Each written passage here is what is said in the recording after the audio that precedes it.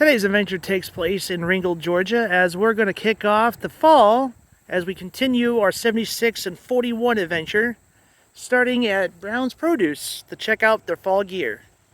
Hello my friends, Mr. Nomad Ben here. We are continuing our little adventure from Dalton, Georgia into Chattanooga, Tennessee, as we do these slow little series as we are on 4176, making our way from Rocky Face into Chattanooga, Tennessee. We're going to make our stop here to kick off the fall at Brown's Produce to check out what kind of fall stuff they got here, and then we're going to get something to eat at this little mom and pop place in the middle of 4176 and enter into downtown Ringgold to kick off the fall. So I'm inviting you to come with me. Let's go ahead and check out this little plantation to kick off the fall, and let's enjoy ourselves to kick off October. And here we go. It's all about where you've been, Nomad Ben. Tell us all about the finer points of living in your traveling. Food, beer, history, nature quest, every corner of the South to the great Midwest. Tell us all about where you've been, Nomad Ben.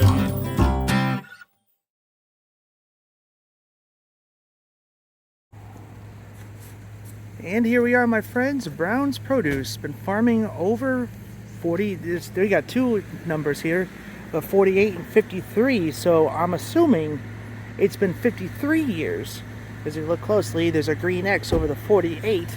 So 53 years of local farming in the Ringgold area. Gonna make your way down here.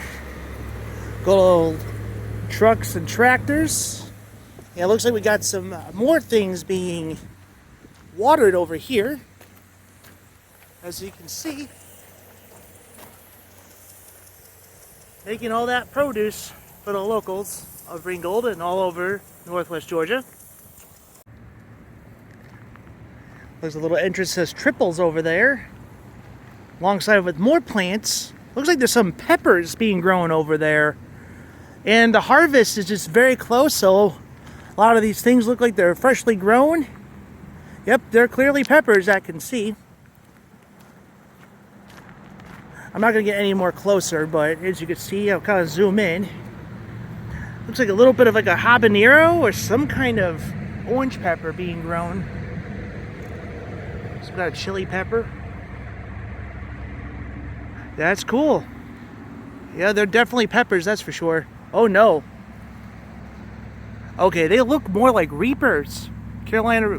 I want to find out what kind of peppers these are. Those got to be some kind of Reaper, some kind of like mild pepper there. Still, kind of going on a little rant about peppers, but they look like they're ready to be picked and sold off. And they have a little fall display over here, so go ahead and check it out. And here's a little of the fall stuff right here. Some homegrown pumpkins. Assuming they're homegrown, but nice little display that they have here. Got a whole bunch of setups inside. We'll make a closer look inside in a second. Little corn stalls. Open Monday through Saturday, 10 to 6, right off of 41. So right over there is 75. So if you're heading toward Dalton that direction, get off. So that way would be the Tunnel Hill side. Heading north would be Ringgold side. So heading north, head off of Ringgold, off of 75 and 41. Then if you're going to go toward the south, head off of Tunnel Hill, then make a left. Then you can make your way over here.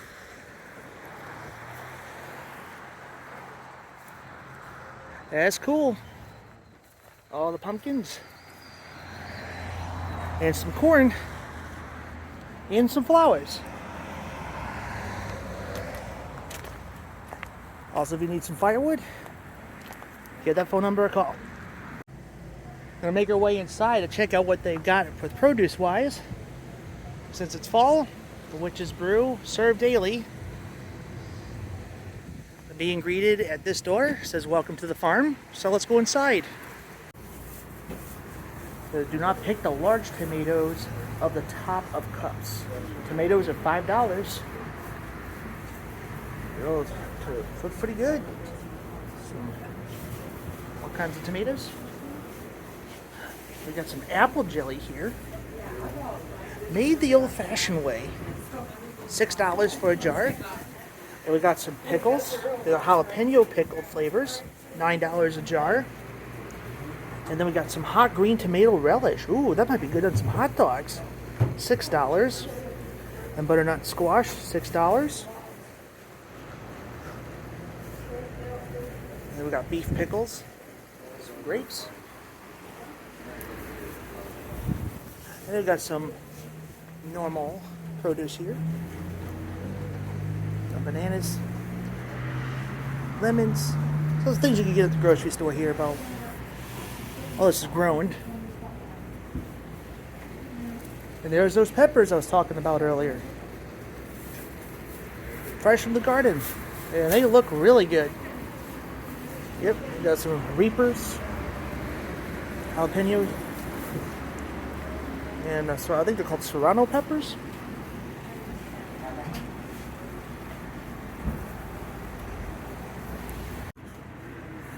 Can never get enough of some local honey. But this honey is made by the Tennessee Mountain sourwood honey. Never heard of sourwood honey before. Interesting. But $16 a jar for that kind of honey. A small jar for $8. Even though it's Halloween time, but Christmas is around the corner. Seems like Christmas tries to veer its way into every holiday sooner and sooner every year. Get the last of whatever's in watermelon. Big old pumpkin. There's a little wind chime of gardening tools. And a wind chime of keys. Cool. We got some gourds here. Look at I've never seen a gray gourd like this before. My grandmother loves gourds. It's a $5 gourd. Wow. That's a really big gourd here. $9 gourd. And you get some good old pie and cakes here. Large loaves of $10 each, or small for 2. Got apple fritters. Well, turnovers, I think. Zucchini nut, pumpkin, banana nut, apple pie. These big loaves. Yeah, I picked up some of the loaves that they have here. I got a pumpkin and an apple loaf. So a little bit of a sweet treat for later. But we're going to go and grab something to eat. I'm going to make my way more down on 41.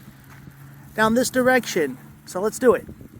So as I'm driving out of the farm, I see that it says Triples here, and I saw the gate that says Triples. So I think it's more further into the farm. But it says Quail Farm and Hunting Preserve.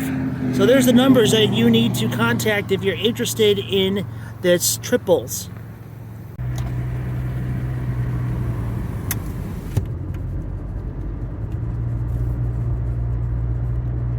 Making my way off of this part of the 4176. It's running northwest. Downtown Ringgold's down that direction. We were here a while ago here at the Old Stone Church Museum. So this was just a little rehash from an old vlog of mine. You can definitely see more in-depth detail about this one. This is the Old Stone Church. During place of the Civil War. This museum actually just talks about not only that this was a historic church, but also a temporary hospital during the Civil War. And I would love to try to get my way inside, and I thought I could maybe stop by, see if it's open, but I might have to make an appointment to go in here. But just to kind of let you know, I guess it's maybe for the festivities of Halloween. I've been told, and for what I've read too, you can still see some old blood stains from the soldiers still in this building during the time when it was still a hospital, during the Civil War. But I'll give you a little snippet of history at this placard over here, if anyone is interested.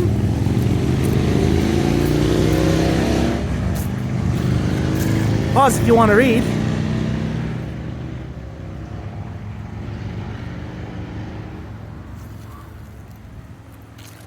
And that road down here is part of the old federal road system over here. I would love to do actually the full-blown tour of the old federal road. But down here makes your way to the city of Varnell, down that way. And of course, Ringgold is just right up here. We're technically in Ringgold now. But of course, over this hill, that's where you make your way to 75 in that produce area. But right behind the church, which is over here, just a little playground area. There's a fun little spot to bring your family. Again, I did a vlog over here about almost 2 years ago. You'll get more in depth about walking around the church and knowing more of its history. Of course, I gave you guys more history here, but there's more things to read here. And you make your way over here. There's even more history to read here, so there's a very historic spot to go check out here. All right, let's go forward. Okay, so this is good news. As I was about to make my way to downtown Ringgold, I ran into the curators of the museum as they saw me leave. And I asked, are you guys in charge of the museum? They said, yes.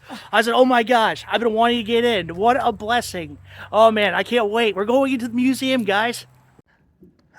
Okay, so I just met the curator and his wife, and so Mr. Morris is going to explain about the interior and the history of this museum. So, Okay, Mr. Morris? I'll explain a little bit. The church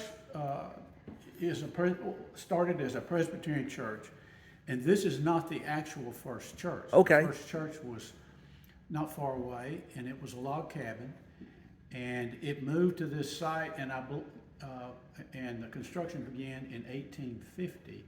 And was, I think, completed about 1852 or 1853. And it was built by just a group of local farmers. And as you know, notice it's a rock structure, except for the roof. And it stood the test of time. And this is local stone that the church is constructed of. These pews are chestnut, and as you can see, how big the trunks of the tree must have been, because these are single pieces, and actually the pews are older than the church. Oh. So they go back to one of the original churches. So this is prior to 1850. So each of these pews is an artifact, a piece of history by itself. Wow.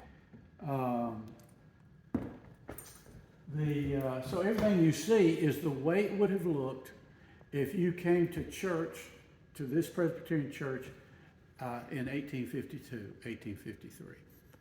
And so this is one of the handful of structures that remain in Catoosa County prior to the Civil War. Wow. Most everything was burned or whatever, and no longer exists. Much of the area, the structures were used by the Union Army in a number of ways, and were destroyed. Wow. So we're fortunate to have this. I mean, if you go to Chickamauga Park, you won't find anything like this. It doesn't exist. So anyway, this was a Presbyterian church, and was a Presbyterian church for many years. Anyway, make a long story short, the Historical Society ended up with this church, and in I think the early 90s, and ended up giving the church to Catoosa County to maintain, and we as a society maintain a museum inside the church. Wow. The Historical Society. It's a very beautiful, this is great. And we have artifacts in here, Civil War artifacts, just local. The museum attempts to be a place to show off local county historical artifacts. Wow. Now, they aren't all that way, but that's our idea here, is to show local history, local artifacts from Catoosa County. Yeah. And let's see, what else is important to know? Now, I heard there was blood stains that still exist. yes. So that's one thing, because it's Halloween time, so I thought this would be pretty cool. During the Civil War, as most historians know, this was sort of like no man's land. You had the Union Army stationed in Ringgold, all the way from Ringgold to Chattanooga. So you had almost 100,000 troops between Ringgold and Chattanooga. So you couldn't go anywhere without running into a Union soldier. All right, on this side of the mountain, it was no man's land, this side of White Oak Mountain. And then down in Tunnel Hill, down in Dalton, you had the Confederate Army station. So in between, and this church is in between, this was a no man's land. However, during the battles, different battles that occurred, this was used as a field hospital both by the Union Army and the Confederate Army. And the surgeon set up here in this corner, and you can see blood stains here where they would do operations and in many cases remove limbs. They'd take the limbs, open this window up and throw them into a wagon outside the window here. Oh, wow. And so all this is blood from Blood soldiers stains. right here. From that would have been 1860, Between 1860, 1863, yeah. 1863 here. Wow. It's so cool.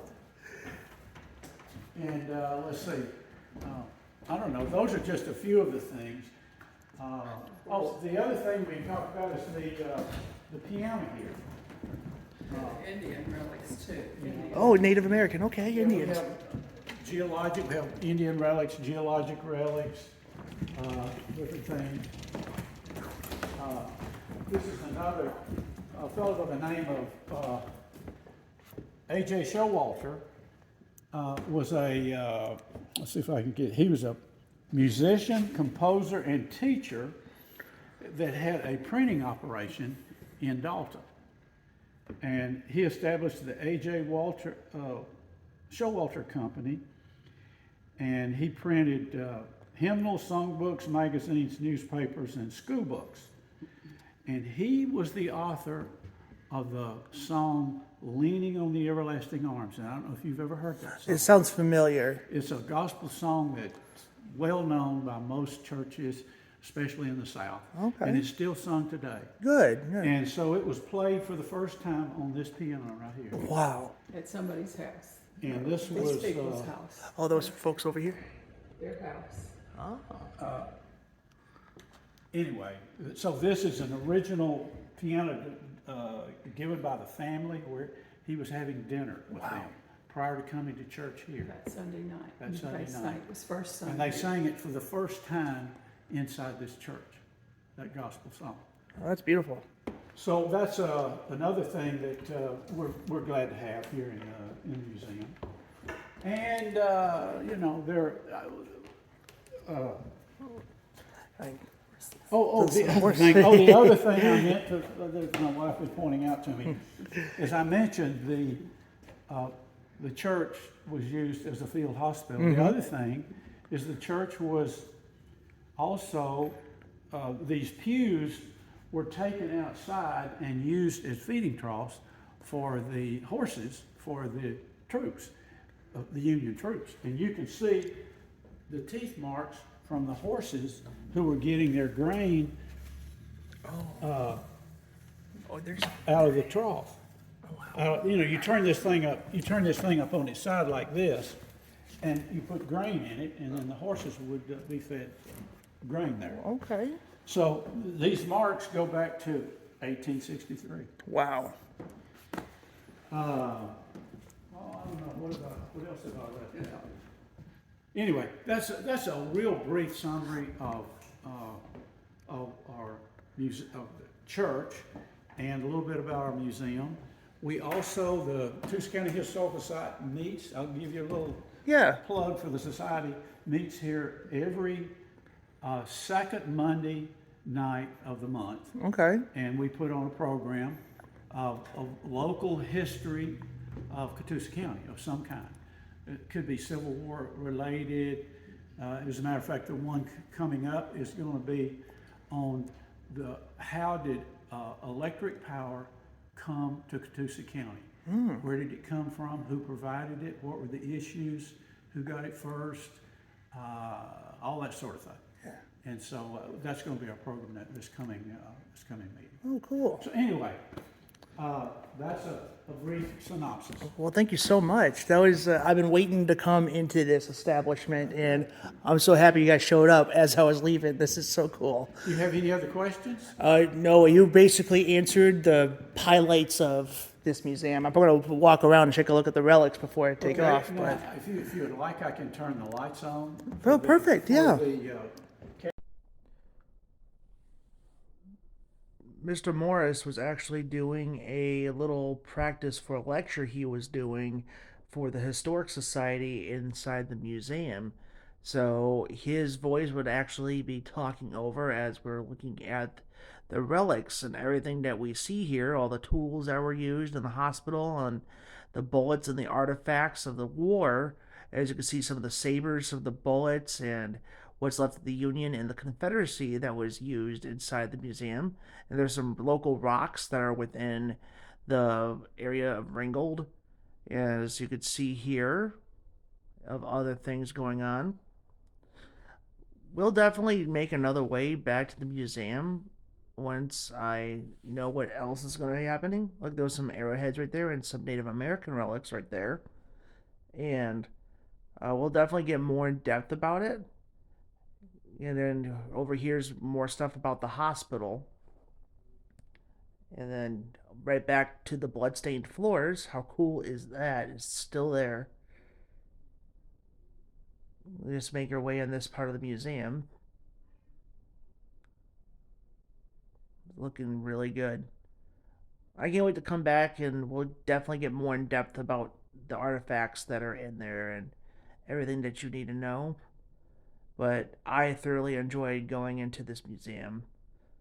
But I decided to stay and listen to Mr. Morris's lecture, so kind of get an idea of what it was like attending a church service inside this place. So that was cool, and it was a really good lecture. Okay, so finally I've done part 2 of my adventure to Old Stone Church. Eventually is the word. Eventually we'll have a part 3 of this museum, because they're planning to do a little more updates on this museum and have more of a display in there. And there's some more things that are going to be happening in this museum.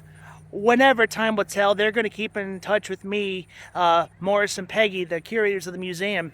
They're going to keep in touch with me about some future things about not just the church, but just the Historic Society of Ringgold itself. So we're going to make her, we're going to definitely keep some updates about the Historic Society of Ringgold, because I was thoroughly enjoying his lecture that he was doing in there, and a lot of other things I wanted to do heading toward downtown Ringgold.